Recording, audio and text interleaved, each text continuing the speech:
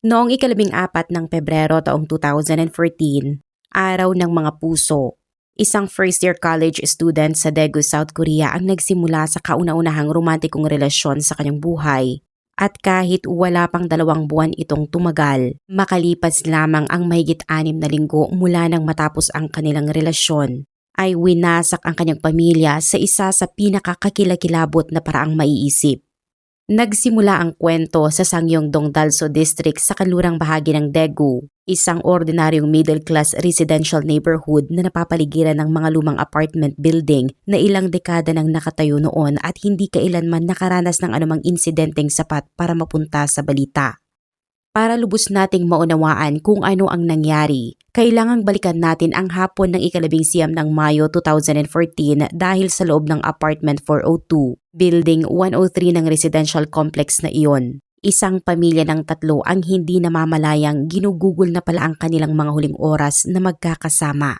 Ang ama ng pamilya na si Mr. Kwon ay 58 taong gulang at matagal nang may diabetes, habang ang isa sa kanyang mga binti ay kasalukuyang may cast kaya kinakailangan niyang gumamit ng saklay para makalakad sa loob ng apartment. Halos buong araw siyang nasa sala, nakaupo at nanonood ng TV habang unti-unting lumilipas ang hapon. Samantala, ang kanyang asawa na si Mrs. Lee ay 48 taong gulang at siya ang nag-aasikaso sa lahat ng gawain sa bahay mula sa paghahanda ng pagkain hanggang sa pag-aalaga sa kanyang asawa sa mga buwang nahihirapan itong maglakad.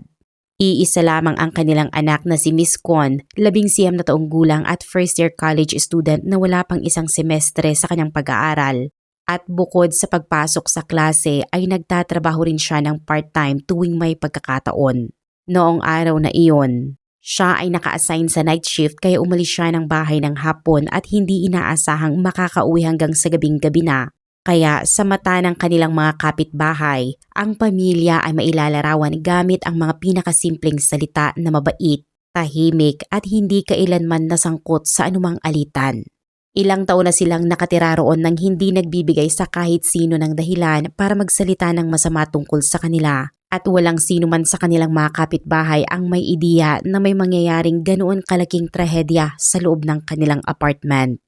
Bandang 5:30 ng hapon ay tumunog ang doorbell at si Mrs. Lee ang nagpunta upang buksan ang pinto, kung saan nakita niya ang isang medyo batang lalaki na may dalang toolbox at bahagyang nakalitaw sa loob nito ang isang wrench. Magalang itong yumuko at malinaw na ipinaliwanag na dumating siya upang inspeksyonin ang mga drainage pipe na konektado sa heating system at sa banyo. At sinabi niyang may problemang nararanasan ang buong building na hindi pa natutukoy ang pinagmumulan kaya kinakailangang suriin ang bawat apartment. Ipinaliwanag din niyang aabot lamang ng 5 hanggang 10 minuto ang inspeksyon at humingi siya ng pangunawa mula sa pamilya. Kaya sa paraan ng kanyang pananalita at pagkilos, walang anumang bagay na nagbigay kay Mrs. Lee ng dahilan para maghinala. Mas binuksan ni Mrs. Lee ang pinto at pinapasok siya at sa sala ay naroon pa rin ang kanyang asawa na nakaupo sa kanyang upuan habang nakasandal sa dingding ang kanyang saklay. Magalang na tumango ang lalaki bilang pagbati at sinunod ang itinuro sa kanya ng mag-asawa. Pagkatapos ay dumiretso siya sa banyong nakakabit sa pangunahing kwarto. Sandali siyang nanatili roon habang tumitingin sa paligid at sinusuri ang lugar. At nang makalabas siya ay sinabi niyang kailangan pa niyang inspeksyonin ang ilang ibang bahagi bago siya bumalik muli. Nagpaalam siya sa mag-asawa at umalis at ang buong pagbisita ay tumagal lamang ng humigit kumulang 5 minuto. Pagkaalis niya ay bumalik sa normal ang lahat sa loob ng apartment. Kaya muling nanood ng TV si Mr. Kwon habang ipinagpatuloy naman ni Mrs. Lee ang mga gawaing naiwan niyang hindi natapos. Pero sa totoo lang ay hindi kailanman umalis ang lalaki sa residential complex dahil bumaba siya sa building, humanap ng isang tagong lugar, umupo roon at nagsimulang manigarilyo. Halos 1 oras siyang nanatili roon at habang naghihintay, kinuha niya ang isang maliit na notebook mula sa kanyang bulsa. Binuksan iyon at yumuko upang basahin ang nakasulat dito habang paminsan-minsan ay nagdadagdag siya ng ilang linya. Pagsapit ng 6:20 ng gabi ay muling tumunog ang doorbell ng apartment 402 at ang taong nasa labas ay ang parehong lalaki. Sa pagkakataong ito, ipinaliwanag niyang matapos niyang inspeksyonin ang iba pang apartment ay natuklasan niyang may ilan pang problema sa mga tubo sa unit ng pamilya Kaya kailangan niya itong suriin muli at muli siyang pinayagang pumasok. Muli rin siyang dumiretso sa banyo pero lumipas ang mga minuto at wala pa ring senyales na matatapos na siya. Kaya ang 5 minuto ay naging 10 at lalo pang humaba ang paghihintay. Unti-unting nainip si Mrs. Lee at habang nakatayo siya sa labas ng banyo ay napatanong siya kung bakit napakatagal nito. At iyon mismo ang tanong na hinihintay ng lalaki mula pa sa simula. Mula sa loob ay sinabi niyang may kailangan siyang tulong at hiniling kay Mrs. Lee na pumasok upang tulungan siya. At dahil walang kahit kaunting pakiramdam na may panganib, pumasok si Mrs. Lee sa banyo. Ang sumunod na nangyari ay tumagal lamang ng ilang segundo. Sa sala ay narinig ni Mr. Kwon ang malalakas at marahas na ingay mula sa loob kaya hinawakan niya ang kanyang saklay. Pinilit na tumayo at kinaladkad ang binting may cast at dahan-dahang nagtungo sa direksyon ng kwarto. Isang hakbang sa bawat pagkakataon. Nang makita niya ang nangyayari sa harap niya, tumalikod siya at sinubukang tumakas palabas ng pintuan. Pero para sa lalaking nasa ganoong kondisyon, halos wala siyang pagkakataong makatakas. Naabutan siya ng umatake sa may entrada ng apartment na malapit sa lugar kung saan inilalagay ng pamilya ang kanilang mga sapatos. At matapos ang lahat, iisa na lamang ang taong nasa loob ng apartment 402 ang buhay. Ang sumunod na ginawa ng lalaki ay isang bagay na kalaunan ay mahihirapang ipaliwanag ng mga investigador dahil hindi siya tumakbo o nagtangkang umalis. Bagkus ay kalmado siyang nagsimulang maglinis na para bang isinasagawa lamang niya ang isang gawaing matagal nang nakaplano. Una, kumuha siya ng isang supot ng harina mula sa kanyang toolbox at ikinalat iyon sa sahig na tinakpan ng manipis na puting layer ang mga bahid at namuong dugo.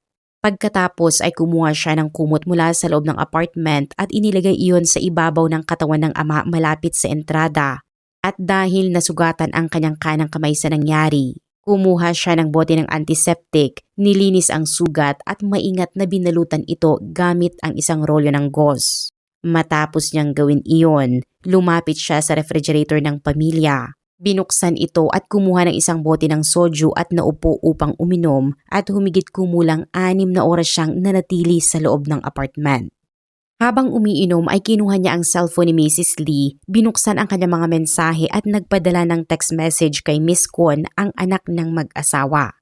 Ayon sa mensahe, araw iyon ng pagpasok niya sa hustong gulang at may inihandang regalo ang kanyang ina para sa kanya at sinabihan din siyang umuwi ng maaga. Sa South Korea, ang coming of age ay pinagdiriwang tuwing 3 Lunes ng Mayo at itinuturing na opisyal na paglipat ng isang tao tungo sa pagiging adulto. At dahil 19 na taong gulang na si Miss Kwon noong taong iyon ang unang pagkakataon sa kanyang buhay na sapat na ang kanyang edad upang makatanggap ng ganoong regalo. Noong mga oras na iyon ay naka-duty pa siya sa kanyang part-time job. Kaya sumagot siya na naka-night shift siya at hindi niya alam kung anong oras matatapos ang kanyang trabaho. Patuloy siyang hinihikayat ng taong nasa kabilang linya na umuwi pero hindi nito sinabi kung ano ang regalo. At wala siyang ibang itinanong dahil para sa kanya, simpleng mensahe lamang iyon mula sa kanyang ina. 12:30 ng madaling araw noong 20 ng Mayo. Natapos niya ang kanyang shift, umuwi ng pagod at binuksan ang pinto ng kanilang bahay. Ngunit sa sumunod na 8 oras ay ikinulong siya sa loob mismo ng sarili niyang tahanan. Hindi ko ilalarawan ng detalyado ang mga pinagdaanan niya sa loob ng 8 oras na iyon dahil buhay pa siya hanggang ngayon at may mga bagay na hindi na dapat muling ilantad sa publiko ng higit sa kinakailangan. Ang babanggitin ko lamang ay ang mga detalyeng mahalaga upang maunawaan ang kasong ito. At isa na rito ang pagsisinungaling ng lalaki kay Miss Kwon nang sabihin nitong basta na lamang nawala ng malay ang kanyang ama at nakatali naman ang kanyang ina sa ibang kwarto. Sa loob ng ilang oras, pinilit niya si Miss Kwon na paulit-ulit na humingi ng tawad sa kanya, habang sinasabi rin niyang paulit-ulit na siya ang dahilan kung bakit nawala sa kanya ang lahat. Binalaan din niya itong sasaktan niya ang kanyang mga kaibigan at nang subukan ni Miss Kwon na tumawag sa pulis, tinanggal niya ang baterya mula sa kanyang cellphone. Bandang 6:00 ng umaga, nakiusap si Miss Kwon na makita ang kanyang mga magulang kaya dinala siya ng lalaki sa parehong banyo at ipinakita sa kanya ang katawan ng kanyang ina. Tuluyang bumigay si Miss Kwon nang makita iyon pero naniniwala pa rin siyang buhay ang kanyang ama. Kaya lumuhod siya at nakiusap sa lalaki na tumawag ng ambulansya upang maisalba ang kanyang ama at nangako siyang gagawin ang anumang hihingin nito. Sinamantala ng lalaki ang kanyang desperasyon at gumawa ng isang krimeng kalaunan ay kinilala ng korte bilang panggagahasa. At matapos lamang iyon ay dinala niya si Miss Kwon sa entrada, hinila ang kumot at ipinakita sa kanya ang katawan ng kanyang ama. Nang kalaunan ay tanungin siya kung bakit pinatay niya ang dalawang magulang ni Miss Kwon ngunit siya mismo ay pinabayaan niyang mabuhay. Ang sagot niya ay gusto niyang makita itong magdusa. 9:00 ng umaga noong ika-20 ng Mayo matapos ang 8 oras na pagkakakulong sa loob mismo ng kanyang tahanan. Tumakbo si Miss Kwon patungo sa balkonahe at tumalon mula sa ika-4 na palapag. Sa courtyard sa ibaba ay isang malakas na pagbagsak ang biglang pumutol sa katahimikan ng umaga kaya agad na tumakbo palabas ang security guard na nakatalaga malapit sa entrance. Nakita niya ang isang dalaga na nakabaluktot sa loob ng isang flower bed sa harap ng building. Nakahandusay sa pagitan ng mga ornamental shrub at ang buong katawan niya ay nababalutan ng dugo habang ang kanang braso at magkabilang binti ay nakabaluktot sa hindi normal na mga anggulo. Pero ang pinaka nakakatakot para sa security guard ay buhay pa siya at nananatiling may malay dahil pinipilit pa niyang imulat ang kanyang mga mata at tila sinusubukang magsalita kahit walang lumalabas na tunog. Agad siyang tumawag ng ambulansya at ipinaalam sa pulis ang nangyari at mabilis namang dumating ang ambulansya upang dalhin siya sa ospital. Kalaunan ay natukoy ng mga doktor na siya ay nagtamo ng bali sa kanang braso, fractured pelvis, mga bali sa magkabilang binti at concussion, mga pinsalang mangangailangan ng mahigit 3 buwan ng gamutan. Malayang bumagsak ang kanyang katawan mula sa ika-4 na palapag patungo sa matigas na lupa. Kaya ang katotohanang nakaligtas siya ay itinuring maging ng medical team noong araw na iyon bilang isang pambihirang pagkakataon ng kaligtasan. Samantala, dumating ang mga pulis sa lugar at nagtungo sa ika-4 na palapag kung saan huminto sila sa harap ng apartment 402 at natuklasang hindi nakakandado ang pinto. Nang buksan nila ito ay halos walang nagbago sa loob ng apartment at malapit sa entrada. Sa tabi ng lugar kung saan inilalagay ang mga sapatos ay nakahandusay ang isang middle-aged na lalaki sa ilalim ng kumot. Sa banyong nakakabit sa pangunahing kwarto, isang middle-aged na babae naman ang nakahandusay sa tile floor at kapos sila ilang oras ng patay. Ngunit may isang bagay sa loob ng apartment na naging dahilan para kahit ang mga veteranong investigador ay pansamantalang mapahinto at pagmasdan itong mabuti. Isang layer ng puting pulbos ang nakakalat sa sahig. Ngunit hindi iyon alikabok kundi harina na isinaboy sa ibabaw ng mga bahid at namuong dugo. Nang siyasatin ng mga pulis ang kusina, nakita nila na ang lalagyan ng harina ng pamilya ay nasa dati nitong lugar at hindi man lamang nabuksan. Kaya malinaw na hindi nagmula sa loob ng apartment ang puting pulbos. May isang taong nagdala nito mula sa labas at dinala ito roon bago pa man nagsimula ang lahat. At iyon ang unang detalyeng nagpakita na hindi basta-basta at kusang pagsiklab ng karahasan ang nangyari sa loob ng apartment. Wala ring palatandaan ng sapilitang pagpasok at walang anumang mahalagang gamit ang kinuha. Kaya agad na lumitaw ang ilang mahalagang tanong kung sino ang batang lalaking nagpakilalang tubero. Bakit niya pinili ang apartment na iyon at ano ang koneksyon niya kay Miss Kwon? Ang mga sagot sa mga tanong na iyon ang magiging susi sa paglutas ng kaso at habang nasa ospital si Miss Kwon, natapos ang operasyon at siya ay nakaligtas. Nang siya ay magkamalay, kahit buong katawan niya ay nababalutan ng cast at benda at kahit isang salita lamang ang kaya niyang sabihin sa bawat pagkakataon, pinilit pa rin niyang makipag-usap sa mga investigador na naghihintay sa labas. Ang unang ibinigay niya sa kanila ay ang pangalan at pagkatapos ay sinabi niya kung saan nakatira ang lalaki, ang kalye, ang address at maging ang paraan kung paano makakarating doon at iyon ang dahilan kung bakit sa loob lamang ng ilang oras. Nalutas ng mga investigador ang kasong nagsimula sa isang simpleng pagpunta ng isang lalaking nagpakilalang tubero sa isang ordinaryong apartment.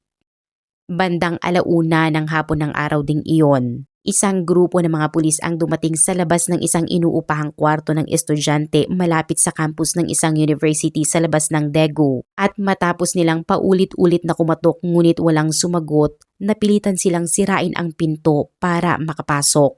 Noong una, inakala nilang walang tao sa loob, Ngunit sa isang kutson na nakalatag sa sahig ay nakita nilang isang binatang natutulog at sa tabi niya ay may isang bote ng alak na mahigit kalahati na ang naubos. Napakalalim ng kanyang tulog kaya ilang ulit siyang kinailangang malakas na yugyugin ng mga pulis bago siya magising.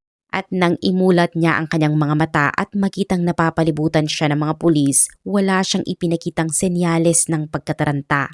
Makapal na gauze ang nakabalot sa kanyang kanang kamay at may bahid na iyon ng dugo na nagsisimula ng magbago ang kulay.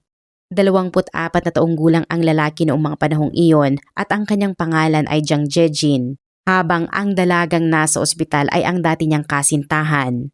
Ang babaeng nakipaghiwalay sa kanya mahigit 1 buwan lamang bago ang mga pangyayaring iyon. Ipinanganak si Jiang Jejin noong March 4, 1990 sa Gumi, North Gyeongsang Province at lumaki sa Sangju bilang panganay sa 2 magkapatid. Hindi sila mayamang pamilya pero sapat ang kanilang kinikita mula sa maliit na Chinese restaurant na pinapatakbo ng kanyang mga magulang. Habang si Jiang naman ay hindi naging mahusay sa pag-aaral at halos walang interes sa akademikong gawain. Gayunman, mayroon siyang isang kakayahang kapansin-pansin na mahusay siyang makipag-usap, magpagaan ng loob ng ibang tao at manguna sa isang grupo. Ang kakayahang ito ang nakatulong sa kanya upang makapasok sa Construction Engineering Department ng university sa pamamagitan ng admission process na mas nagbibigay halaga sa leadership potential kaysa sa academic scores. Noong 2010, habang estudyante pa, sumali si Jiang sa Republic of Korea Marine Corps, isang sangay ng militar na kilala sa mahigpit na training at mataas na pamantayan. Ngunit sa halip na magbago ang kanyang pag-uugali, mas malinaw lamang na lumitaw roon ang isang mapanganib na bahagi ng kanyang pagkatao. Sa halip ay binigyan siya ng military service ng isang bagay na dati ay wala sa kanya, kapangyarihan sa ibang tao, at habang nasa serbisyo ay paulit-ulit niyang inabuso at sinaktan ang mga nakababatang sundalong nasa ilalim ng kanyang pamumuno. Naging sapat ang bigat ng kanyang pag-uugali upang humarap siya sa military court at mahatulan ng 1 taong pagkakakulong na sinuspindi sa loob ng 2 taon. Bagamat may mga insidente ng pang-aapi sa pagitan ng senior soldiers at mga bagong recruit sa South Korea, ang pang-aabuso ni Jiang ay umabot sa antas na naging dahilan upang mauwi ito sa isang military conviction. Nang ma-discharge siya noong 2011, nanatiling nakatago sa kanyang record ang hatol na ito kaya walang nalalaman ang tungkol dito ang mga taong kalaunan ay magtitiwala sa kanya at magbibigay sa kanya ng mahalagang posisyon. Sa halip na agad bumalik sa universidad, nagtrabaho muna siya bilang factory laborer sa sumunod na 2 taon.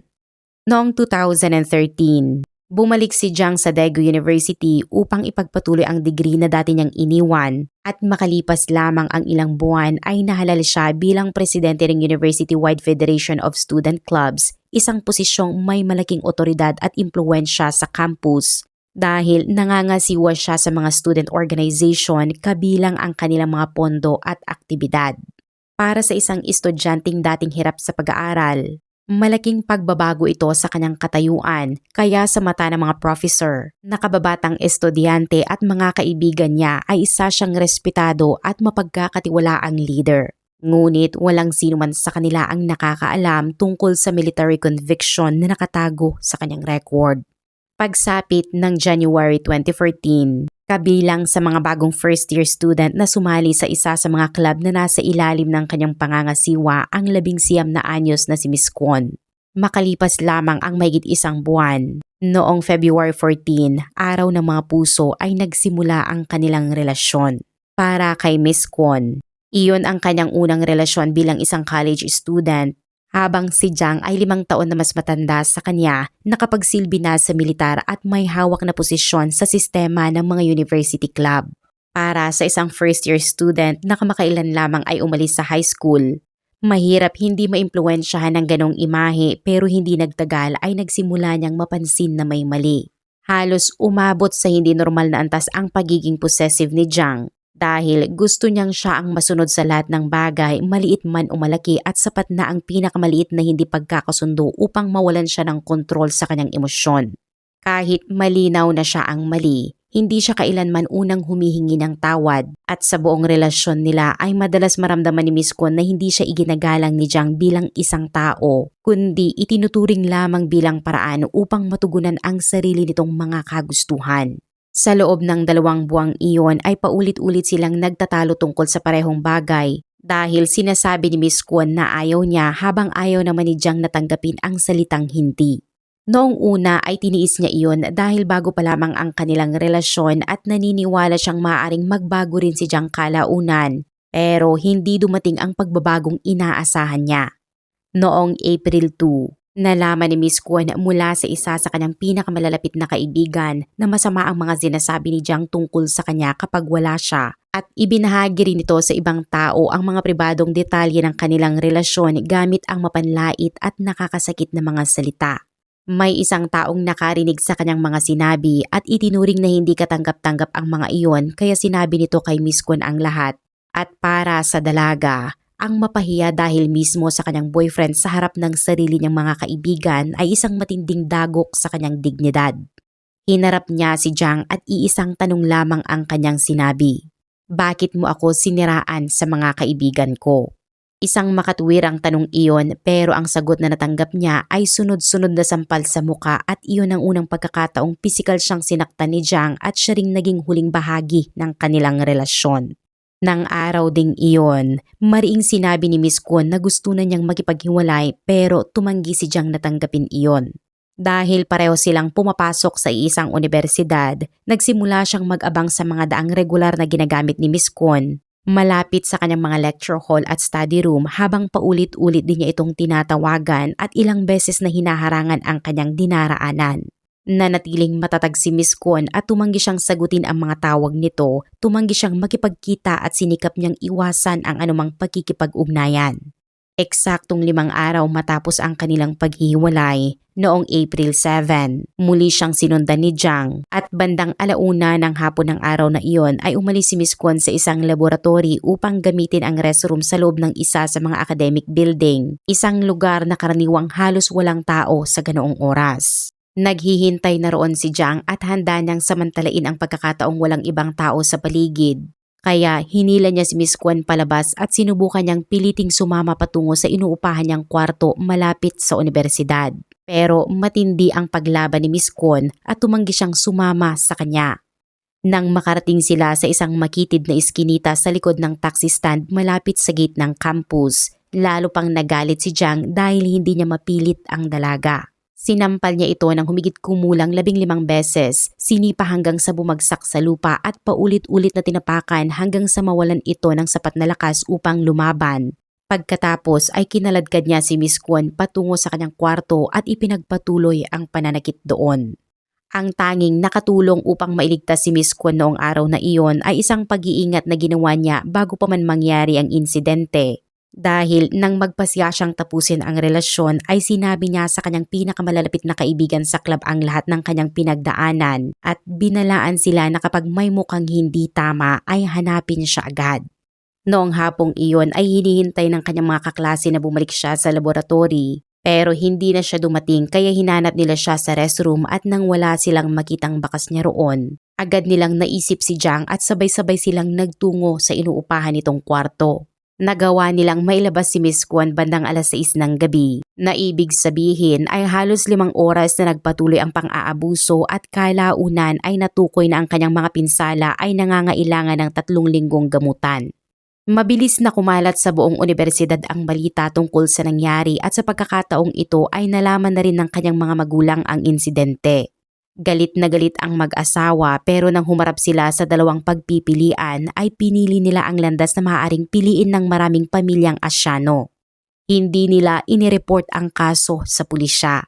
Natatakot silang ang pagsasampa ng legal na kaso ay magdulot ng tsismis tungkol sa kanilang anak, mag-iwan ng mantsa sa kanyang buhay at posibleng magtulak kay Jang na bumalik upang maghiganti. Sa halip ay naglakbay ang mag-asawa patungong Sangju at personal na nakipagkita sa mga magulang ni Jang Jae-jin kung saan malinaw nilang ipinaalam na ganoon ang sinapit ng kanilang anak dahil sa pambubugbog ng anak ng kabilang panig at iginiit nilang tiyaking hindi na ito muling lalapit sa kanilang anak kailanman. Hindi naman umiwas sa responsibilidad ang mga magulang ni Jiang dahil taus-puso silang humingi ng tawad. Kusang binayaran ang lahat ng gastusin ni Miss Kwon pati ang compensation para sa emotional suffering na kanyang dinanas. Mahigpit na pinagalitan ang kanilang anak at inutusan itong mag-leave of absence sa paaralan, maghanap ng trabaho at lumayo sa universidad. Nakarating din ang insidente sa University Administration, kaya nawala kay Jiang ang posisyon bilang presidente ng Federation of Student Clubs.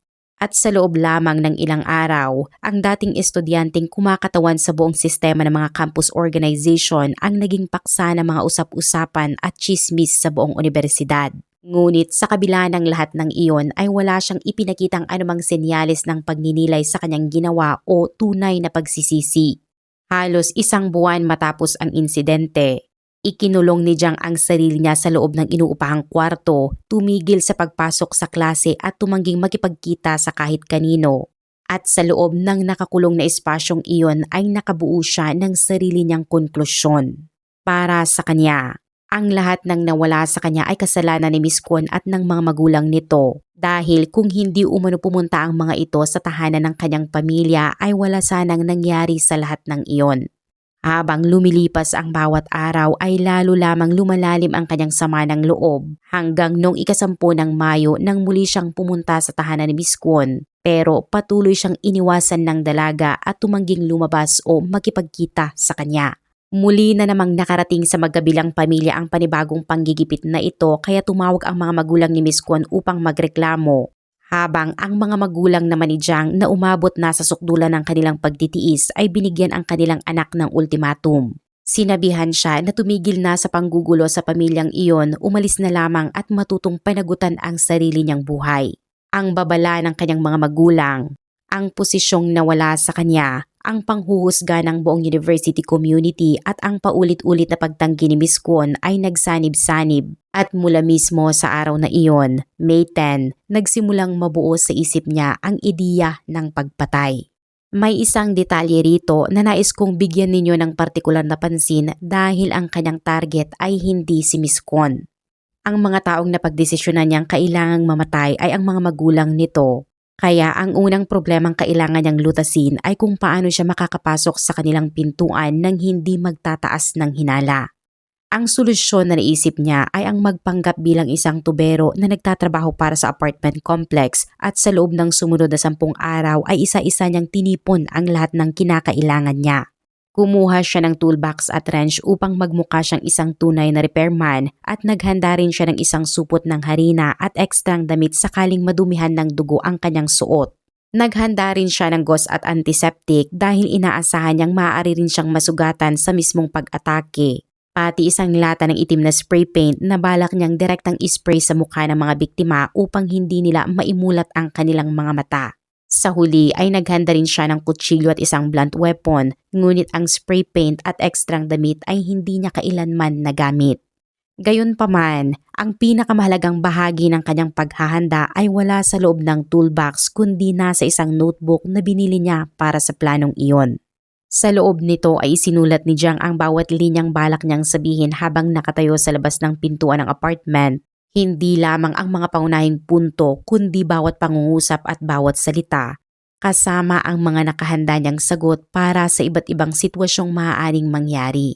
Napakaingat ng kanyang pagpaplano na isinulat pa niya ang mga numero ng apartment ng iba pang residente sa building upang kung may magtanong sa kanya, magmumukhang sinusuri niya ang bawat unit ng sunod-sunod. Sa madaling salita, lahat ng narinig ninyo sa simula ng video ay naisulat na pala niya noon pa sa loob ng notebook na iyon. Ngayon ay bumalik tayo sa interrogation room sa Daegu noong hapon ng 20 ng Mayo 2014. Dahil ang higit na tumatak sa mga pulis na nag-interrogate kay Jiang ay hindi lamang ang kanyang inamin kundi ang paraan ng kanyang pag-uugali matapos siyang arestuhin. Kusang loob at malinaw niyang inilahad ang kanyang motibo, mga paghahanda at pamamaraan at buong pagkakasunod-sunod ng mga pangyayari, habang nananatiling kalmado at halos walang ipinakitang takot.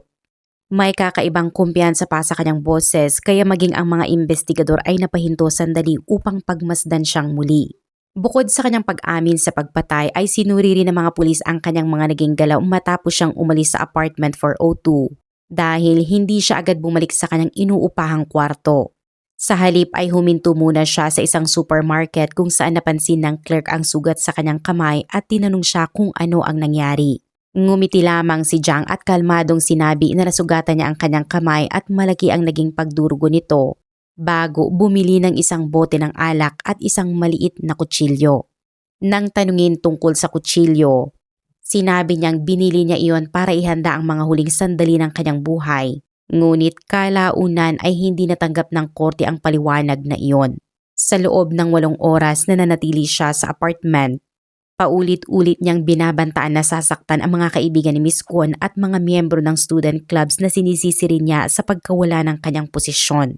Batay sa mga pahayag na iyon, napagpasihan ng korte na posibleng binili niya ang kutsilyo upang makagawa pa ng ibang krimen. Kaya kung ilang oras pa sanang naantala ang pagdating ng mga pulis, maaari pang mas marami pa ang naging biktima sa kasong ito. Habang nagpapatuloy ang interrogation, may isa pang sinabi si Jiang na kalaunan ay malawakang naiulat sa South Korean press. Sinabi niyang hindi naman niya ganoon pinagsisisihan ang kanyang ginawa at kahit pagsisihan pa niya ito ay wala na siyang magagawa dahil hindi na maibabalik pa ang nangyari. Sa halip, hiniling niyang bigyan na lamang siya ng habang buhay na pagkakakulong at sinabi niyang tatanggapin niya ang parusa.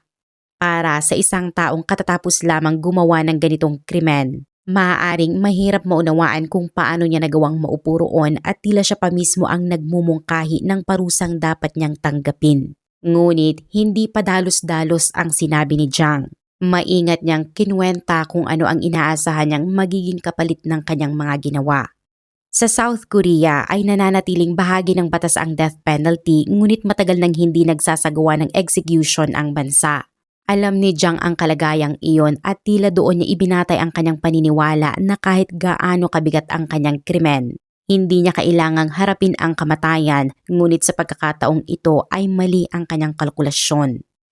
Sa South Korea ay nananatiling bahagi ng batas ang death penalty ngunit ang huling aktwal na execution sa bansa ay sinagawa noong December 30, 1997 nang 23 death row inmates ang sabay-sabay na binitay sa ilalim ng administrasyon ni President Kim Jong-sam.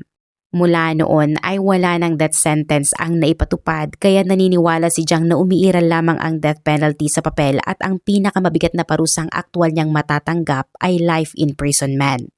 Mas magaan para sa kanya ang posibilidad na iyon dahil sa ilalim ng batas ng South Korea. Maaaring ikonsidera para sa parol ang isang taong nagsisilbi ng life sentence matapos ang 20 taon depende sa kanyang pag-uugali at iba pang legal na kondisyon. Sa madaling salita, naniniwala siyang may posibilidad pa rin siyang makalaya balang araw kaya hindi niya inakalang kailangan niyang pagbayaran ang kanyang ginawa gamit ang sarili niyang buhay. Ngunit noong ika-21 ng Agosto 2014, hiniling ng prosecution ang death penalty dahil sinabi nilang dumaranas ang nakaligtas na si Miss Kwon at ang kanyang pamilya ng matinding psychological trauma at kinakailangan ng tuluyang alisin si Jiang sa lipunan upang hindi na siya muling makapinsala. Makalipas ang halos 1 buwan, noong ika-19 ng Setyembre, hinatulan siya ng trial court ng kamatayan kasama ang 30 taong electronic location monitoring. Sa desisyon ng korte, binigyang diin na lubhang mabigat ang ginawa ni Jiang dahil pumasok siya sa tahanang dapat sana ay pinakaligtas na lugar para sa pamilya. Pinatay ang mga magulang ni Miss Kwon habang nasa matinding takot ang mga ito at pagkatapos ay ginamit ang kanilang pagkamatay upang takutin at kontrolin ang kanilang anak. Isa-isa niyang ipinakita kay Miss Kwon ang mga katawan ng kanyang mga magulang na nagdulot sa kanya ng matinding psychological trauma na maaaring hindi na tuluyang mawala. Bukod pa sa mga pisikal na pinsalang kinailangan ng 112 araw ng gamutan.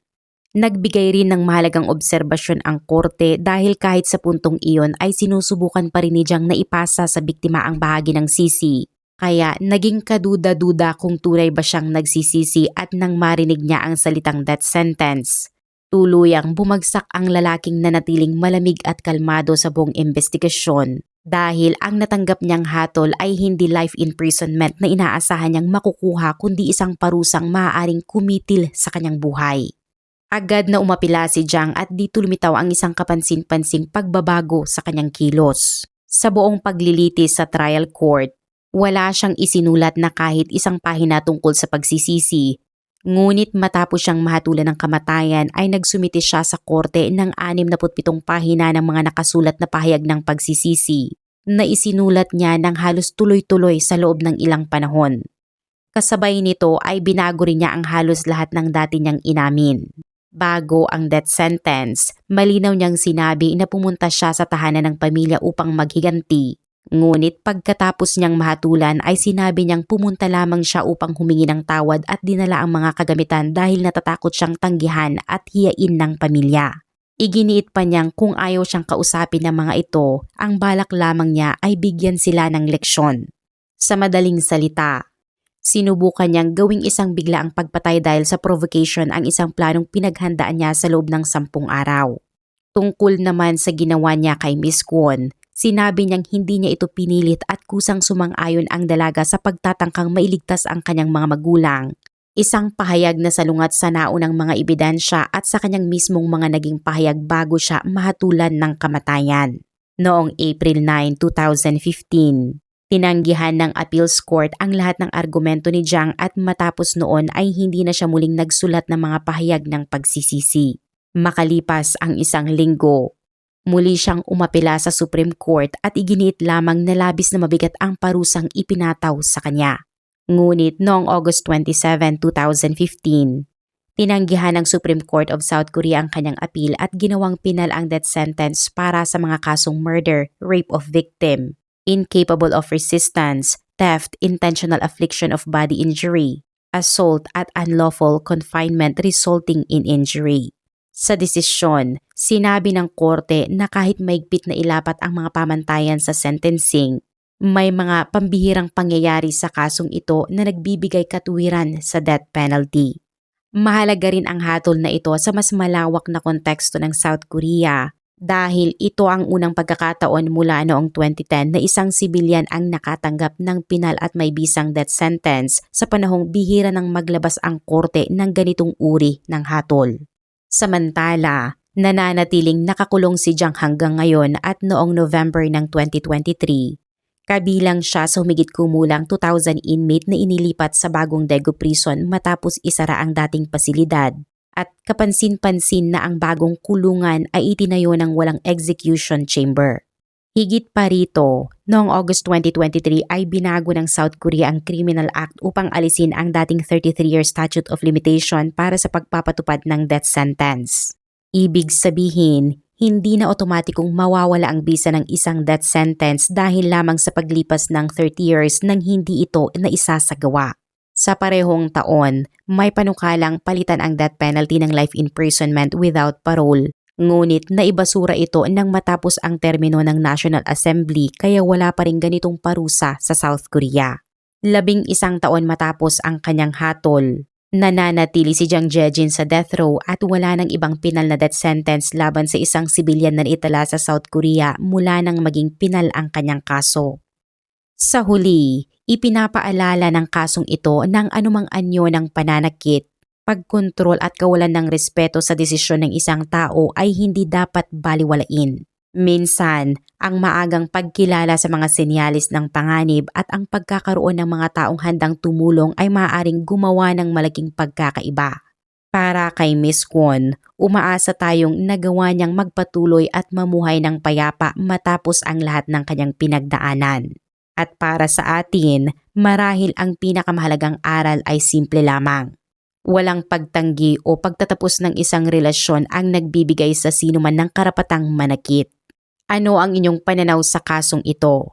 Ibahagi ninyo sa comment section at magkita-kita tayo sa susunod na kwento.